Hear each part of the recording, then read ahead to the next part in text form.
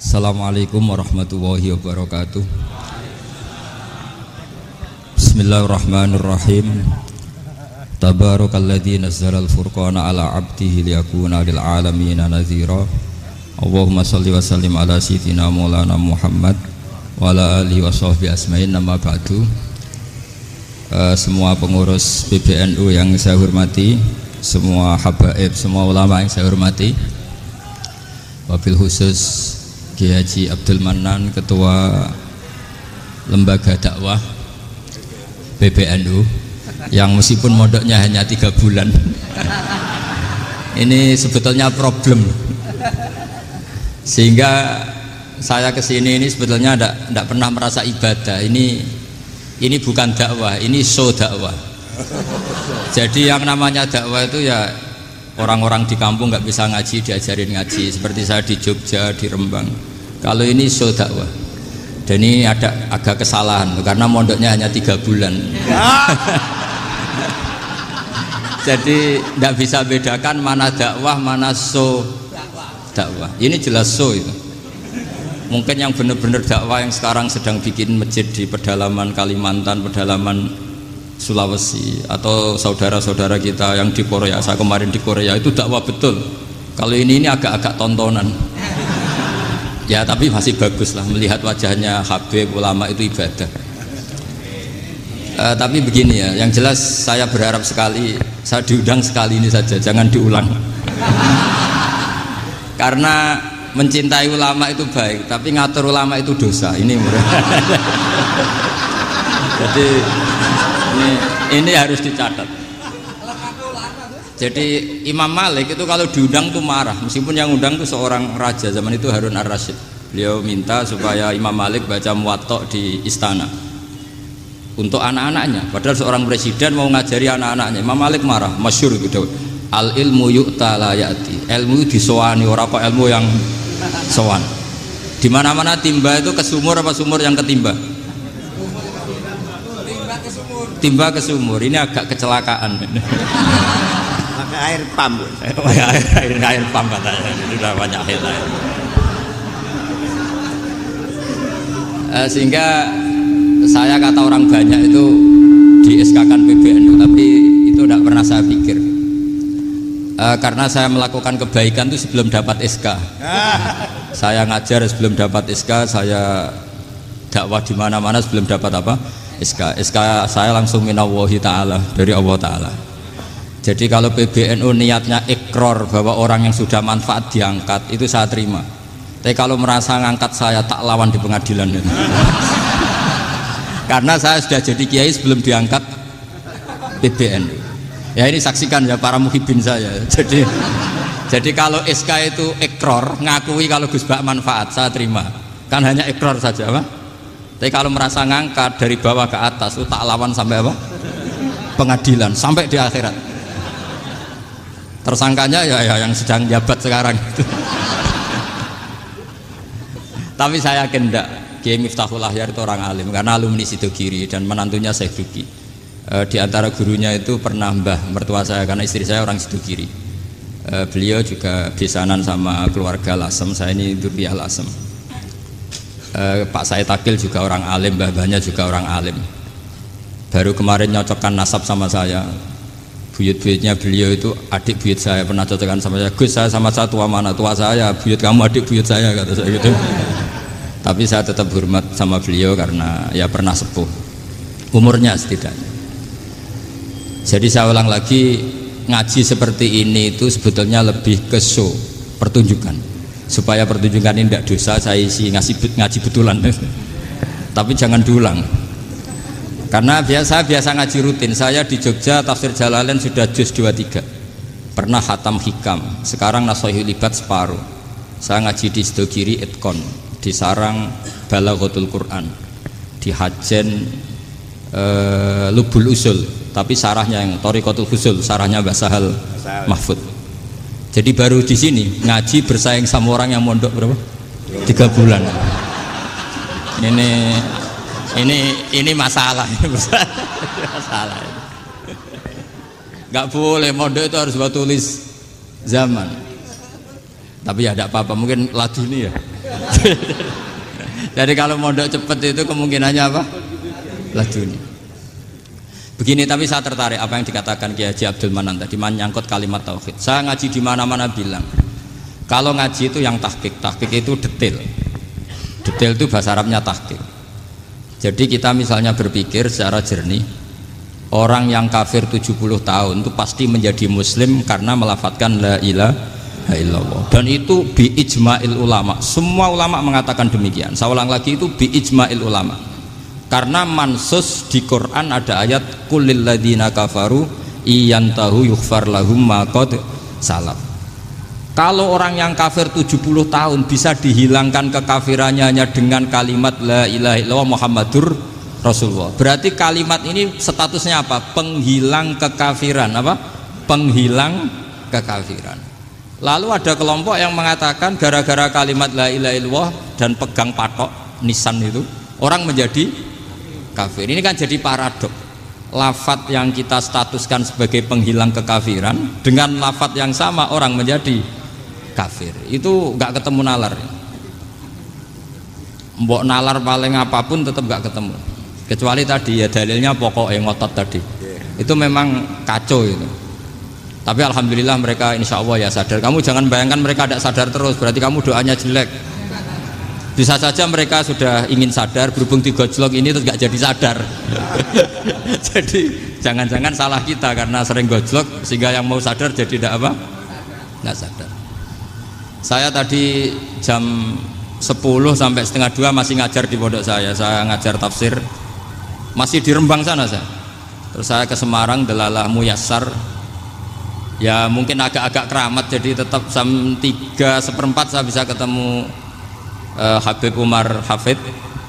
Saya beberapa menit ya diskusi tentang manhaj beliau, dan kebetulan saya sering belajar kitab beliau sama alumni Darul Mustafa. Meskipun saya tidak pernah ke sana, tapi saya tahu betul madhab beliau karena al arwah junudun apa? Mujannada. Begini, saya sering dingetikani Mbah Mun, politik tidak jelas itu bagian dari kejelasan. Ini yang perlu dicatat. Jadi politik tidak jelas itu bagian dari apa? Kejelasan. Misalnya begini, siapa yang mengira Khalid bin Walid yang sangat musuhi Rasulullah, dia panglima orang kafir ketika ngalahkan Rasulullah di perang Uhud, akhirnya Khalid bin Walid masuk apa? Islam. Begitu juga Wahsy, qatilu ahabbin nasi ila Rasulillah, pembunuh Sayyid Hamzah, akhirnya juga masuk Islam.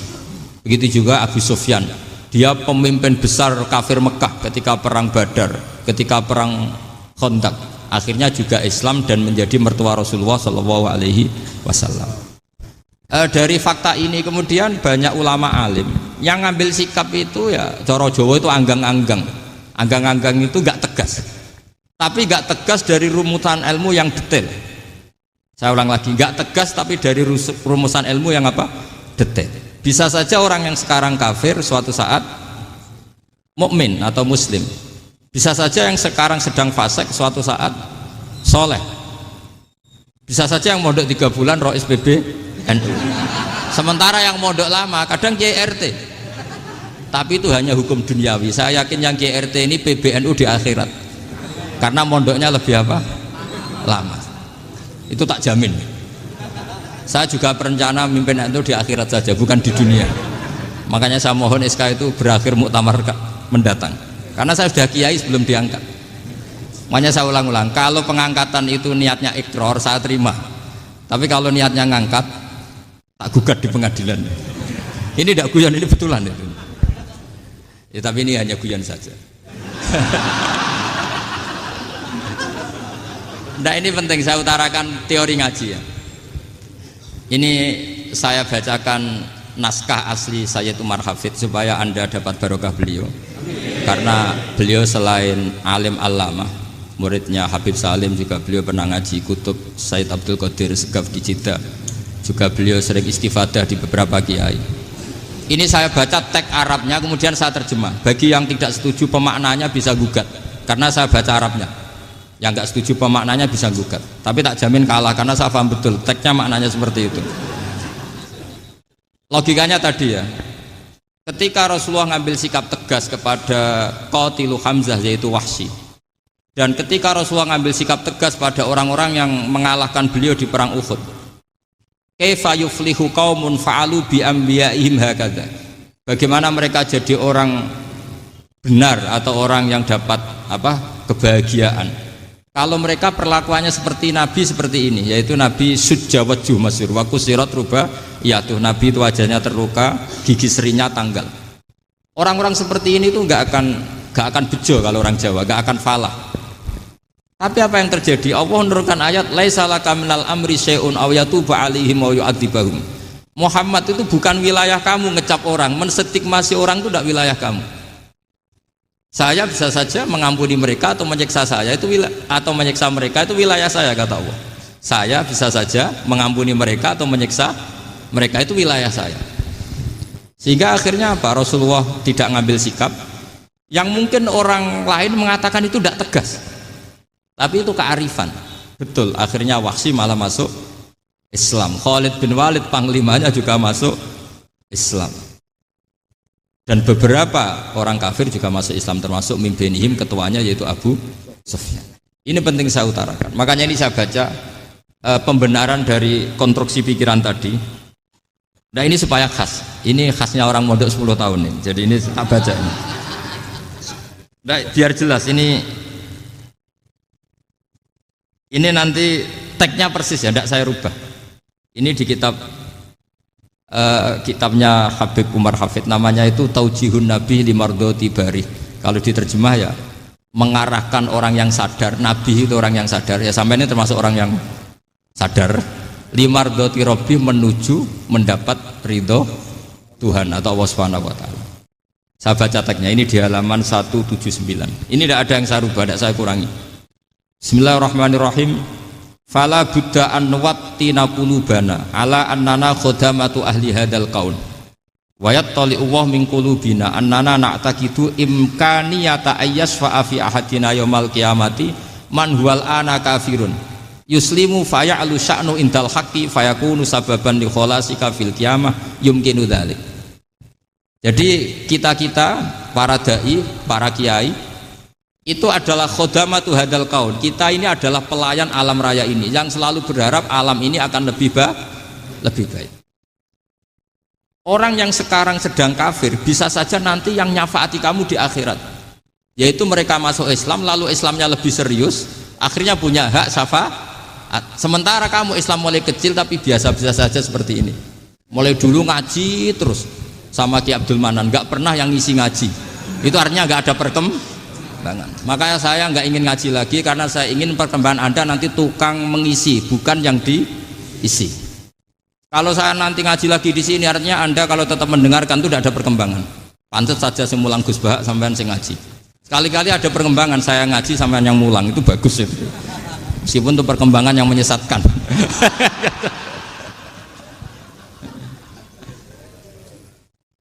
Ini penting saya utarakan. Ini dawuhnya Said Umar ya. Orang yang sekarang sedang kafir bisa saja orang ini nanti nyafaati kamu, yaitu beliau orang ini Islam, kemudian Islamnya serius, maka punya hak syafaat. Sementara kamu Islamnya biasa-biasa saja. Itu masyhur kayak Sayyidina Umar. Sayyidina Umar Islam di hari itu langsung makomnya makom yang a'la, sehingga mengalahkan yang sudah Islam lebih lama. Karena Islamnya Umar itu menjadi izzatul Islam betul. Makanya jangan benci orang tegas teman-teman, kadang ya ada baiknya. Abu Bakar itu sudah Islam tapi layinal janib, orangnya santun. Kalau dipisahi orang yang menengahi lah kira-kira seperti itu. Begitu juga Bilal, Ammar, Suhaib. Singkat cerita, Rasulullah itu sering dibully ya, sering disiksa orang-orang kafir. Rasulullah berharap, wah kalau yang Islam gini terus repot. Melihat Umar ini petarung di pasar Uka, dia dapat uang itu kalau tarung, menangan. Kata Rasulullah, kalau ini yang Islam ya bagus. Beliau berdoa, Allahumma aizal Islam bi Umar. Itu kira-kira 2 hari dari doa beliau, Umar masuk Islam. Itu pertama masuk Islam itu orang-orang kafir diparani. Kalau kamu ganggu Rasulullah Muhammad tak bunuh. Semenjak itu orang kafir yang gentenan sembunyi. Sehingga kata para mereka yang Islam selalu jaya mut aslama Umar, ketika Umar masuk Islam. Itu dalam satu hari Islam itu Rasulullah sudah ngendikan Umar yang Islam sehari ini imannya kalau ditimbang separuh ahli dunia masih unggul sama Islamnya Umar. Nah bisa saja seperti itu. Jadi saya minta sama teman-teman yang mencintai ilmu, tidak tegas itu bagian dari ketegasan dalam ilmiah. Karena kita ini tidak mengendalikan dunia, tidak mengendalikan hidayat, hanya Allah piyambak yang ngasih apa? Hidayat. Maka sikap kita laisa laka minal amri syai'un aw yatuba alaihim aw yu'adzibahum. Rasulullah yang ahabbul khalqi ilallah saja tidak boleh tegas karena semuanya potensi itu ada. Cuma kita tegas dalam kebenaran saja, tapi nggak perlu tegas dalam mengawal kebenaran. Kenapa demikian? Karena Islam ini agama yang akan dijaga Allah ila yaumil. Yang jaga Islam bukan PBNU, bukan PP Muhammadiyah, bukan kiai. Yang menjaga Islam namun Allah Subhanahu wa ta'ala. Makanya Sayyidina Umar itu kalau disuruh mikir Islam itu nggak mau betul. Masyhur itu dalam tarikh-tarikh. Umar mimpin itu sukses, banyak futuhat. Singkat cerita akhirnya orang tuh kelangenan, wah kalau Umar meninggal kayak apa.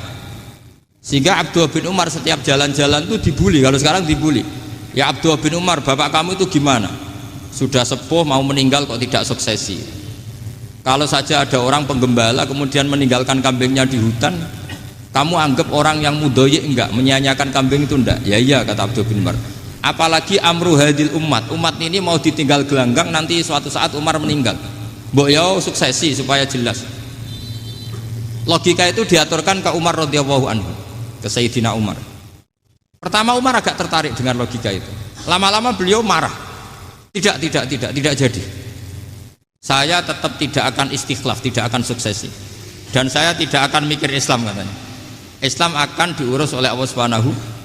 Terus beliau ngendikan, Islam ini jalan ketika ditinggal Abu Bakar.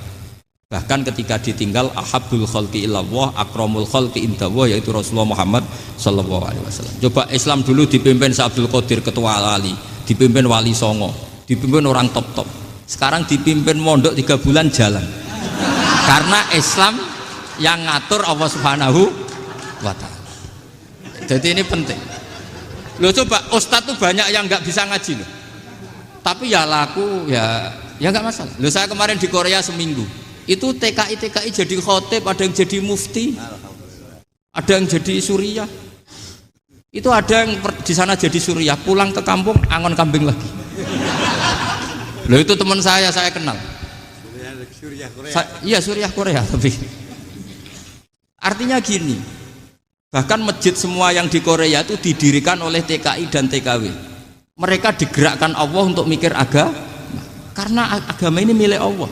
TKI saja mikir. Makanya ini penting, yo dakwah tapi tauhidnya sing kenceng, jangan dakwah kenceng tauhidnya kendor. Itu bahaya betul. Saya ulang lagi ya, ini dawuh Habib Umar. Jadi kata beliau, fala budda an wattina kulubana, kita harus yakin seyakin-yakinnya bahwa semua kemungkinan itu mungkin. Makanya masyhur dalam tarikh ketika kafir Quraisy mau disiksa oleh para malaikat karena mereka sering menyakiti Nabi, kata Nabi gimana? Jangan. Saya berharap kalau bapaknya tidak mukmin, suatu saat anaknya mukmin. Masyhur dalam tarikh. Musuh Nabi besar siapa? Walid bin Mughirah. Punya anak Khalid bin Walid. Abu Lahab punya anak Darrah, itu mukminah yang baik. Abu Jahal punya anak Ikrimah, itu mukmin yang baik. Di Indonesia lebih hebat lagi. Bapaknya ra iso maca Quran, anaknya hafid. Bapaknya utun ratamat SD, anaknya jadi dekan. Di Indonesia banyak orang nggak siapa-siapa, anaknya jadi presiden, anaknya jadi menteri. Artinya jangan karena bapaknya kafir kamu nganggep anak turunnya pasti selalu kafir. Teori itu sudah salah zaman Rasulullah. Yaitu Walid akhirnya punya anak Khalid, Abu Lahab punya anak Darrah. Terus siapa? Abu Jahal punya anak siapa? Ini penting saya utarakan karena dakwah kalau terlalu semangat, nanti kalau menghilangkan tauhid bahaya.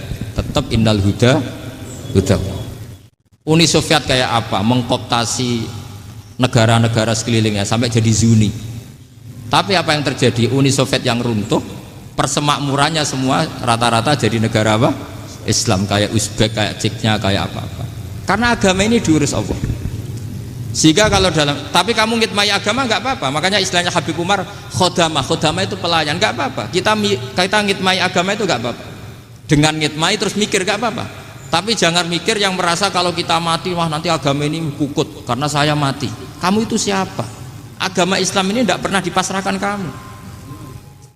Diurus oleh Allah Subhanahu wa taala sendiri. Sehingga ketika Wali Songo meninggal, agama ini tambah kuat sampai sekarang. Kecil saya itu kalau pengajian susahnya bukan main, harus izin sana sini. Sekarang setiap pengajian polseknya datang, polresnya datang, nggak ada intel, nggak ada apa. Padahal kiai dulu sama kiai sekarang itu kira-kira alim mana? Raden kiai dulu.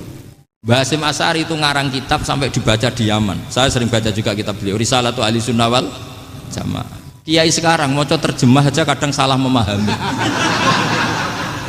Tapi ya Islam tetap jalan karena Islam ini dikawal, dijaga oleh Allah Subhanahu wa taala. Maka kalau dalam cerita tarikh sirahnya Ibnu Ishaq itu, tauhid itu penting. Beliau cerita begini. Sayyid Abdullah itu namanya Abdullah bin Abdul Muthalib. Kita tahu kenangannya Rasulullah terbanyak itu bukan dengan Sayyid Abdullah tapi dengan Sayyid Abdul Muthalib, dengan mbahnya. Karena Nabi itu mulai kecil dirawat oleh siapa? Mbahnya. Yaitu yang disebut Nabi ketika 2 bulan kan abahnya sudah meninggal. Ya saya baca ya, pakai bahasa Arab biar jadi bid'ah. Nanti kalau bahasa Indonesia ada bid'ah. Tidak betul tuh. Diba atau berjanji sebenarnya itu kitab sejarah, berhubung dibaca bahasa Arab terus kayak mantra. Terus yang belakang mau nyenggai soleh aleh, sehingga kubu sebelah bilang tuh khurafat dan bid'ah. Coba diterjemah ini, coba nanti saya baca bahasa Arab. Walamma tamma min hamli syahroni ala masyuril aqwalil marwiyatu fiya bil madinati abuhu Abdullah wa kana qad istaza bi aqwalihi bani adi minat taifatin najariyah wa makatha syahron saqiman yu'anu nasukmahu wasakwa. Terus di pojok sana bilang soleh aleh. Pasti kubu sebelah yang liwat, wah itu khurafat bid'ah karena dianggap mantra. Padahal artinya coba sampean baca bahasa Indonesia. Ketika hamil Rasulullah umur 2 bulan, abahnya meninggal di kota Abwa. Kota Abwa adalah kota keluarga besar ibunya Sayyid Abdullah. Kebetulan pas ke sana beliau sakit sampai 1 bulan dirawat. Bid'ahnya di mana kalau diterjemah? Wong itu kitab tarikh. Makanya saya nggak tahu yang membidah-bidahkan tiba itu karena tadi. Tapi sampean juga ikut salah karena nyenggai sholawat kantok itu. Jadi makanya saya bilang tadi kalau bahasa Arab bid'ah, kalau sudah terjemah bid'ah karena kelihatan kalau itu hanya kitab tarikh. Loh, coba bid'ahnya di mana? Wa ba'du fa'aqulu wa Muhammad bin Abdullah bin Abdul Muthalib bin Hasyim. Itu kalau diterjemahkan, kamu harus tahu siapa nama Muhammad. Muhammad punya abah siapa? Rasulullah Muhammad Abdullah. Punya abah siapa? Abdul Mut. Punya abah siapa? Hasyim. Coba baca gitu di kubu sebelah. Oh iya. Berhubung baca bahasa Arab. Wa ba'du fa'qulu wa Muhammad bin Abdullah bin Abdul Muthalib bin Hasyim. Jadi itu hanya salah baca saja itu. Maksudnya salah yang ngukumi, bukan salah yang baca, salah yang apa? Ngukumi. Sayyid Abdullah ini orang yang tauhidnya sangat kuat. Sayyid Abdul Muthalib lebih kuat lagi. Saya cerita sedikit betapa pentingnya tauhid. Ketika pasukan Abraha bawa pasukan gajah mau menyerang apa? Ka'bah. Itu sebelum menyerang itu semua aset-aset milik orang kafir Quraisy, milik orang Quraisy lah. Itu ditawan, diambil. Termasuk milik Sayyid Abdul Muthalib, milik Abdul Muthalib. Terus ketika mau masuk Ka'bah, mau masuk Mekah, kata Abraha, man sayyidu hadal wadi, siapa yang kamu tuakan, yang kamu pertuan di sini? Oh, Abdul Muthalib. Abdul Muthalib itu dipanggil, itu auranya luar biasa. Abraha yang di tempat perkemahannya itu harus duduk di atas karena dia raja, itu duduk di atas gak berani. Saking wibawanya Abdul Muthalib, ini mbahnya Rasulullah. Akhirnya Abraha bilang gini, saya duduk di bawah tidak mungkin karena saya raja. Kamu duduk jejer saya tidak mungkin karena nanti umat saya kecewa karena raja kok disaingin gitu. Ya sudah, sambil berdiri-diri kita ngomong. Akhirnya Sayyid Abdul Muthalib tadi Diomongin gini, saya itu tidak ingin merusak orang-orang Mekah, orang-orang Quraisy. Saya hanya kecewa punya tempat ibadah dikencingi, diberakin sehingga saya mau merubuhkan Ka'bah. Tapi dengan damai, nggak ada perang. Apa jawabnya Abdul Muthalib? Lucu. Nggak apa-apa, Ka'bah kamu robohkan silakan, nggak apa-apa. Yang penting unta saya yang kamu sita kembalikan. Harta saya yang 100 unta kamu sita kamu kembalikan. Itu Abraha kagetnya bukan main. Kaget karena kamu itu pemimpin apa? Tadi saya hormat kamu karena kamu tak anggap orang hebat. Hadhil Ka'bah dinu abaika. Ini Ka'bah itu agama kamu. Pas saya hancurkan kok kamu tenang-tenang saja.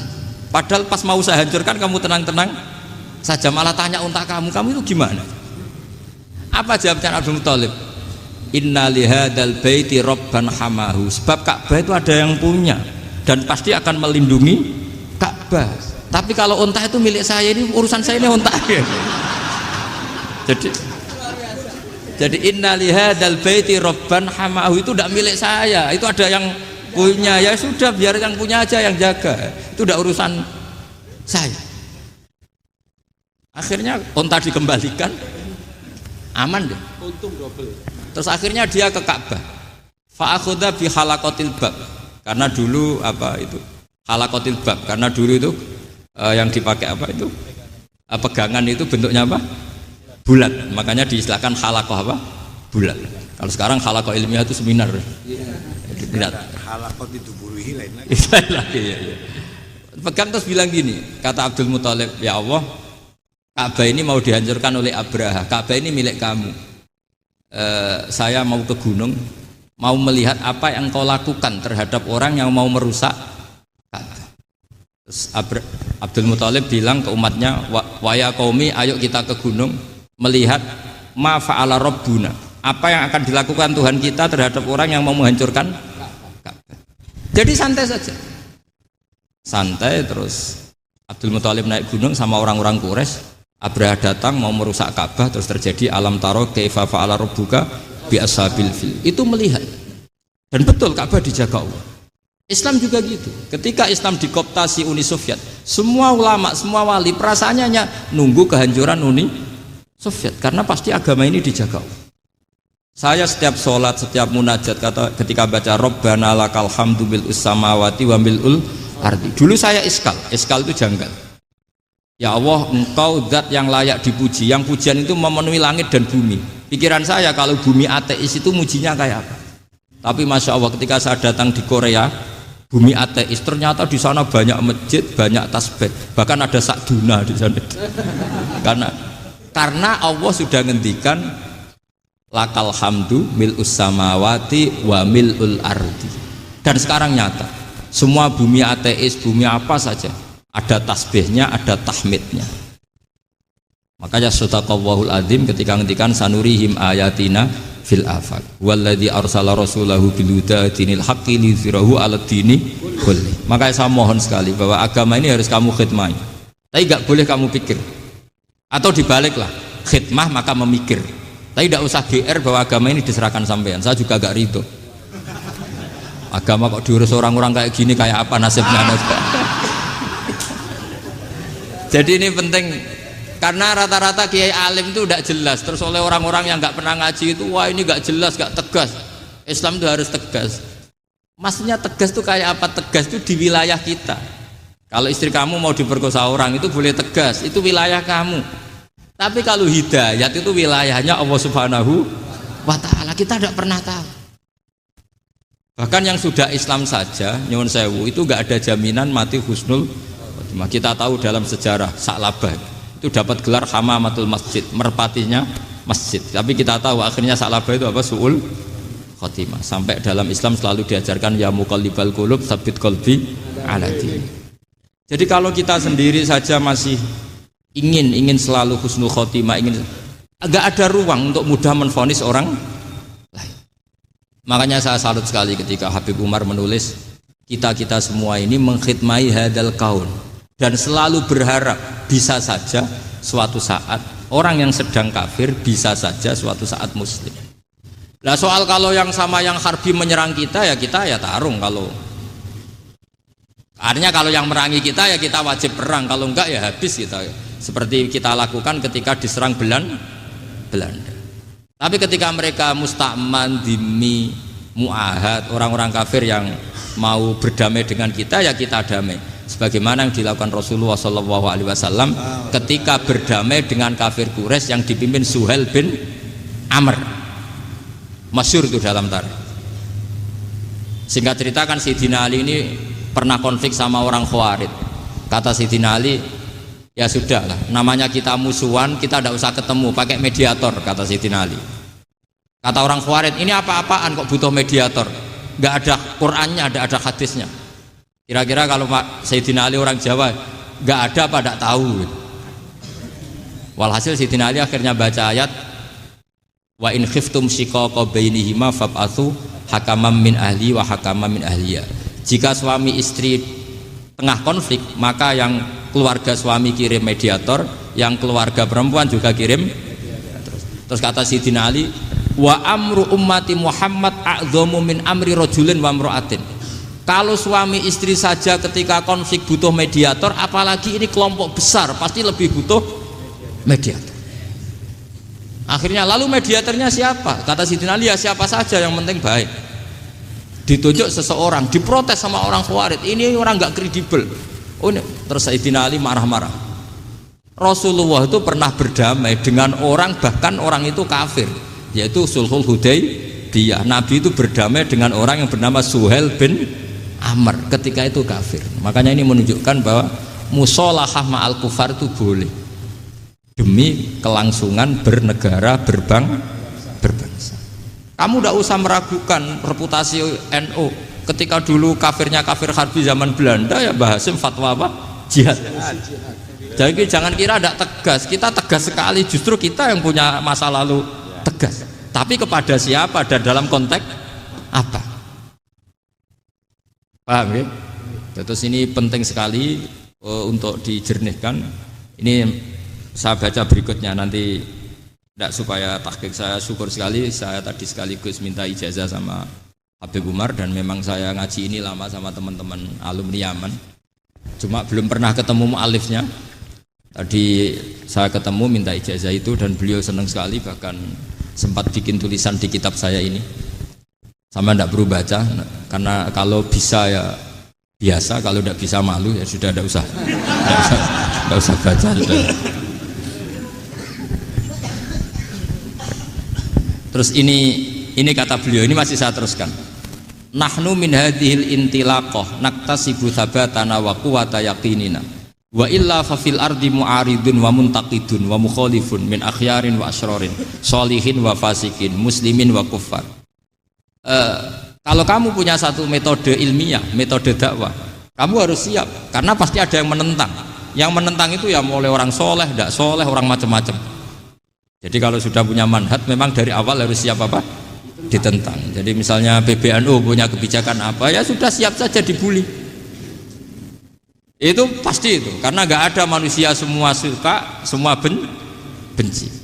Kata beliau, anta in kunta fi syakkin min hadzal maslak wal manhaj fattabi man syi'ta wasaha angka ghaniyah wa in kunta ala yaqinin annahu al huda wa mirasun nubuwah wa annahu haqiqatu tarjamatil ahdi ma'rab fala tata'atsar min kalami ahadin yakunu mangkana.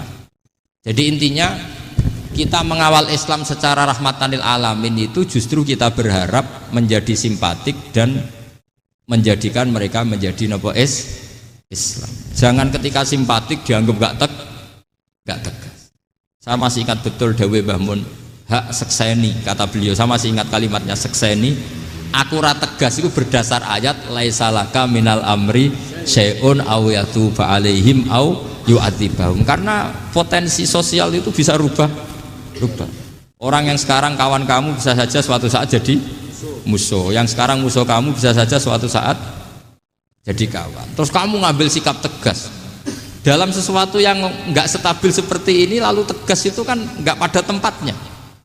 Makanya yang seperti ini kata Allah pakai asa itu menawa. Asa wahu ayyaj'ala bainakum wa bainal ladzina adaitum minhum mawaddah. Bisa saja orang yang sekarang musuhan dengan kamu suatu saat dijadikan mawaddah. Kamu udah mawaddah itu saling mengasihi. Kamu udah usah tanya, wallahu qadir, kata Allah, karena Allah mampu. Jadi dalam hukum-hukum sosial Allah seringnya bilang apa? asa.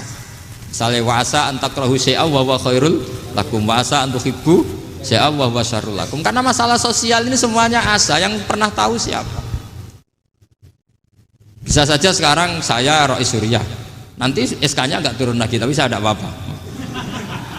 Bisa saja nanti santri 10 tahun dipimpin 3 bulan, nggak apa-apa.